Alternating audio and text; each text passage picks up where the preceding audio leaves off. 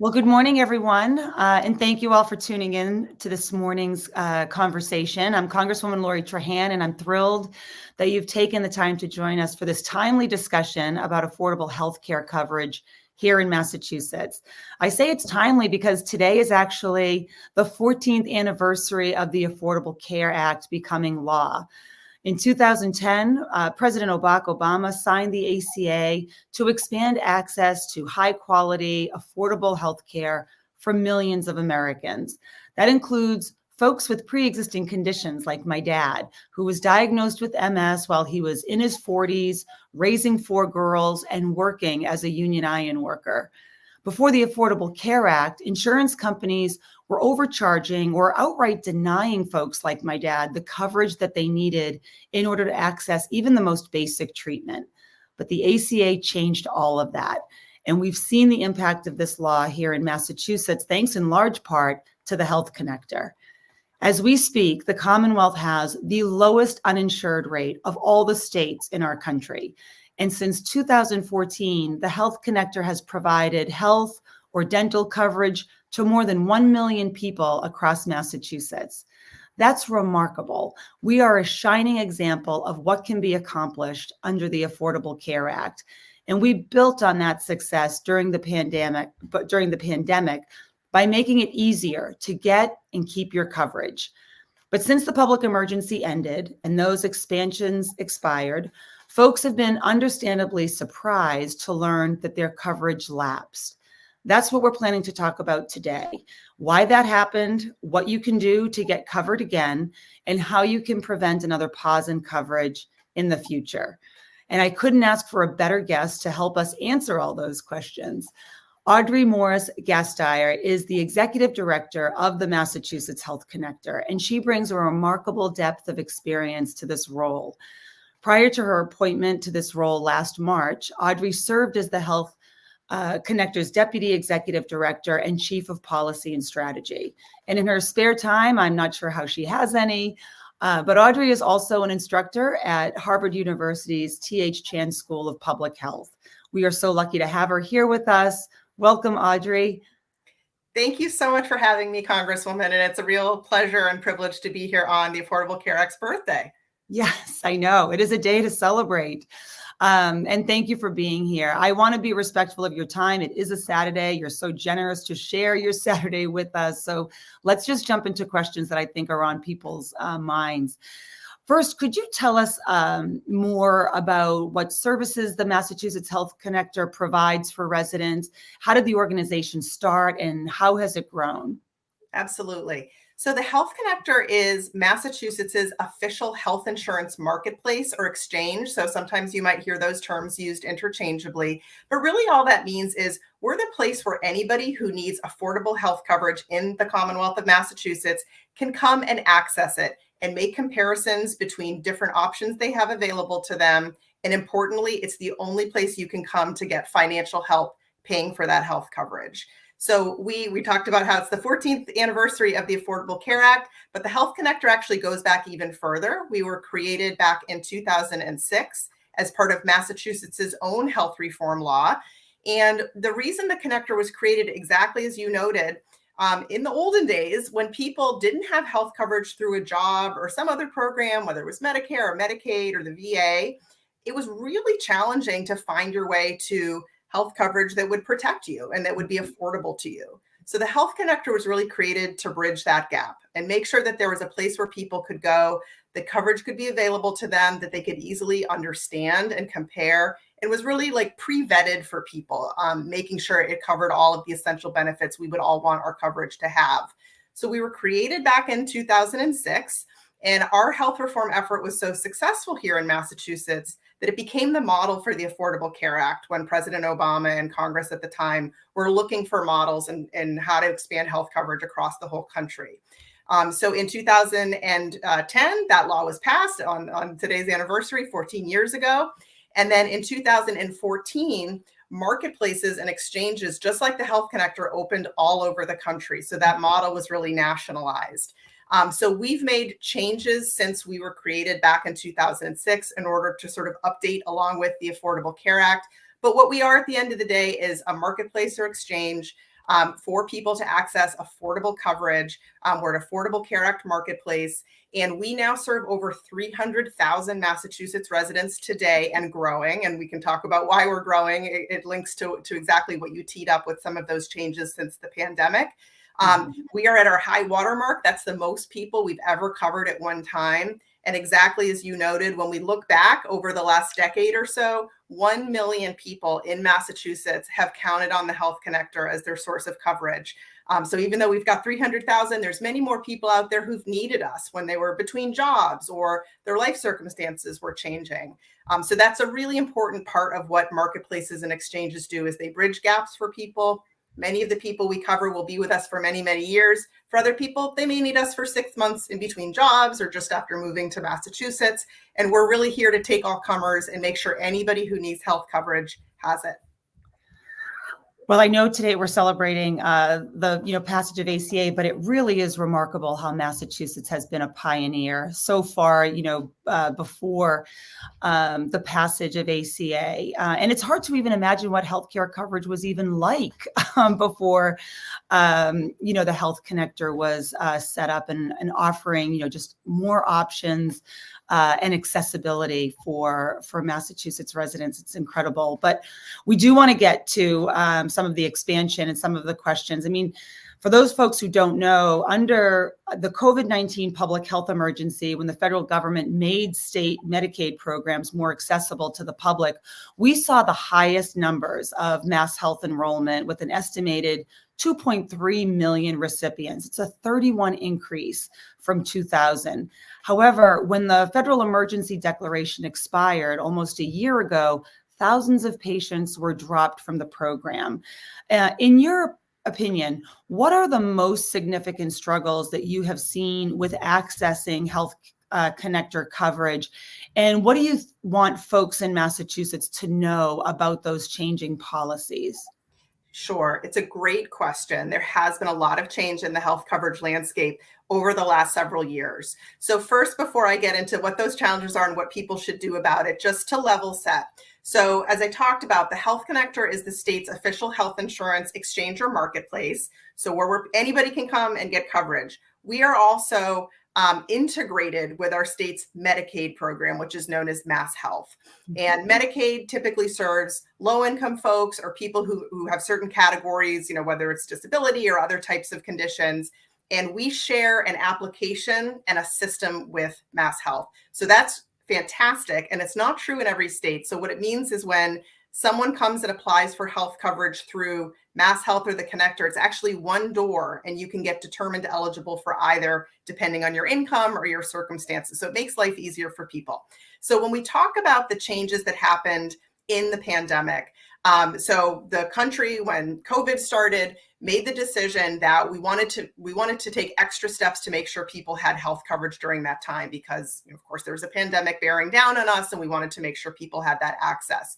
So there were rules made at the federal level that said, if you become eligible for Medicaid at any point during this federal public health emergency, you will stay in that coverage until this federal public health emergency is ended, even if your circumstances change. So maybe you lost your job in March of 2020, your income dropped, you became eligible for Medicaid or MassHealth, and then 6 months later, you got a job, your income went up, you had access to employer coverage, that's great. But the rules said you actually stayed on the rolls of Medicaid.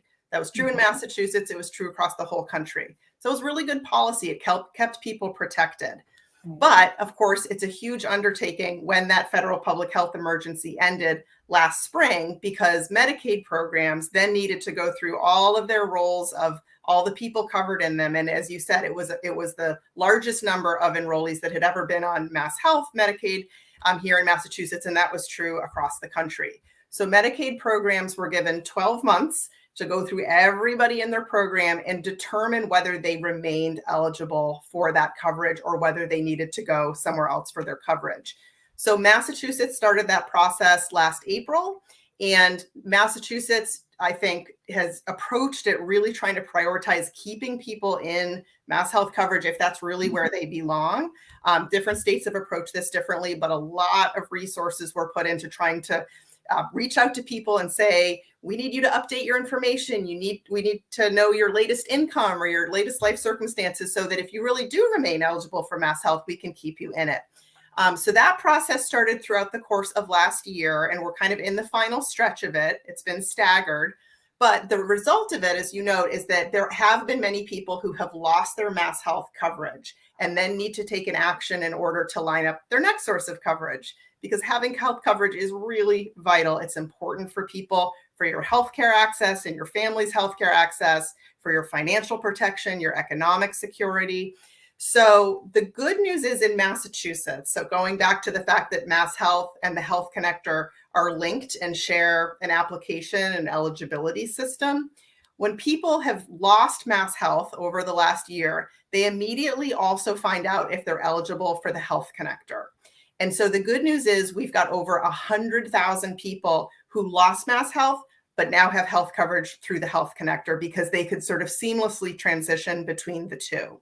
So a lot of work went into that in terms of direct mail to people, sending them text messages, community outreach. Massachusetts did a nation-leading door-knocking campaign with an advocacy group called Healthcare for All that sent canvassers out to knock on folks' doors to say, hey, have you gotten mail from MassHealth asking you for information so they can make sure you land in the right health coverage program? So a lot of resources went into that, and the Healy-Driscoll administration deserves a lot of credit for really investing and making sure we were throwing everything at this in terms of making sure people landed in health coverage, even if it wasn't MassHealth anymore. So we have been successful in transitioning a lot of the folks that did lose MassHealth into Health Connector coverage. That being said, it's a huge undertaking. We know people's lives are busy. So just because they get some mail from the state saying, hey, we need you to do X or Y or Z, it doesn't always mean that message is going to get through. So we're continuing that message. And I really appreciate you having me on today and helping draw attention to this, because we know there's folks that haven't taken that step yet. And lined up their next source of coverage. So if one of those people is listening to this right now, is watching us this morning, what I would encourage them to do is to come to the Health Connector or MassHealth. You can come and log into your account through our website, through mahealthconnector.org, and update your information. You can also call us. And MassHealth and the Health Connector have different call centers, but we can support anybody calling. It's all a shared system. So they should give us a call at 877-MA-ENROLL. And we also have a lot of community-based resources that can support people that need to update their application and make sure they've got their coverage lined up, whether it's getting back into MassHealth because there was another piece of information needed, or getting into Health Connector coverage, or whatever it might be. We've got all kinds of resources all over the state and right here in this district. We work with organizations called navigators, which are specifically trained to support people with their health insurance application through the state. And we've got folks in Lowell, we've got folks all over the state. And specifically, we've got the Lowell Community Health Center as a navigator. They've got folks that speak English, Spanish, Portuguese, and Khmer. We've got the Greater Lawrence Community Action Council. They've got English and Spanish speakers. So we have all kinds of supports for people who might want that in-person assistance. But the vital message people should take away is it's critically important to have your health coverage lined up. And we have all kinds of supports through our call center and our navigators to help get you back into coverage. One other note I would just make too, for people who lost MassHealth and are worried about affording their next source of coverage, whether it's through the Health Connector or elsewhere, it's really important people understand there's a lot of help available for paying for health coverage. And at the Health Connector, for people who are coming our way, and we really are the right next kind of landing place for most people coming off of MassHealth, we have a really unique program called Connector Care that takes Affordable Care Act subsidies, so all the wonderful financial help that the Affordable Care Act provides across the country, but it adds on to it additional state subsidies and supports that even further lower people's premiums and cost sharing. So anybody who qualifies for Connector Care has no deductibles, has very low, if any, copays for services, for prescription drugs. So it's really important people don't worry about being able to afford that next source of coverage and assume, oh, I won't be able to afford it, I'm not going to get into it, because there is a ton of help available. And Massachusetts recently expanded eligibility for the Connector Care program to include even more people up to middle income levels. So important for people to know that that help is available as well. Well, that was a lot. Thank you so much. I mean, we have partnered with the Healy Driscoll administration on just getting that word out. But if anybody missed any of those details that Audrey just laid out, we're going to drop that below so that you have the website, that you have the phone number, and you can get yourself enrolled or re-enrolled. Audrey, is there a deadline to re-enroll for next month? How often do folks have the chance to re-enroll throughout the year? So for MassHealth, if you end up being eligible to get back into MassHealth after having lost it, it's immediate, and they can even retro enroll you in some cases. For the Health Connector, you need to select a plan and make a payment if you do owe a payment by the 23rd, so today, for April 1st coverage. But if you miss that deadline in particular, for the following month, so for coverage that would start May 1st, you would need to select a plan and make a payment by April 23rd. And it's important for people to know too, if you're coming to the Health Connector, sometimes people think about open enrollment and closed enrollment, but for the purposes of this endeavor, making sure all those folks that have lost MassHealth can get into coverage, you will qualify all year long for getting into coverage. So just the fact that you lost MassHealth means you are eligible to get in. So don't think about open enrollment as a barrier. Terrific. And we're coming up on the end of our time together. So lastly, what advice would you offer to anybody out there who feels like they don't have options left or that healthcare is too inaccessible for them? It's a great question. And we spend all day thinking about this basically at the Health Connector. And the good news is, if you live here in Massachusetts, you have all kinds of supports available to you for navigating your healthcare options, for affording them. We're so fortunate to have the Affordable Care Act. We're even more fortunate here in Massachusetts to have additional supports to make that coverage even more affordable and easy to get into. So for people who are feeling overwhelmed, I would encourage them to come to our website, which is mahealthconnector.org. And again, they can fill out an application that would determine them whether it's landing in Health Connector coverage or MassHealth coverage. They can update their application if they already have one and they just need to update it and land in the new place. So that's what I would encourage people to do. And I would also encourage people, if they feel like they need a little bit of additional support or maybe not in English, please find a navigator near you. They are fantastic. They are so dedicated to this work. They speak dozens of languages, again, all over the Commonwealth and right here in the 3rd District, and can provide in-person, over the phone, virtual support for you.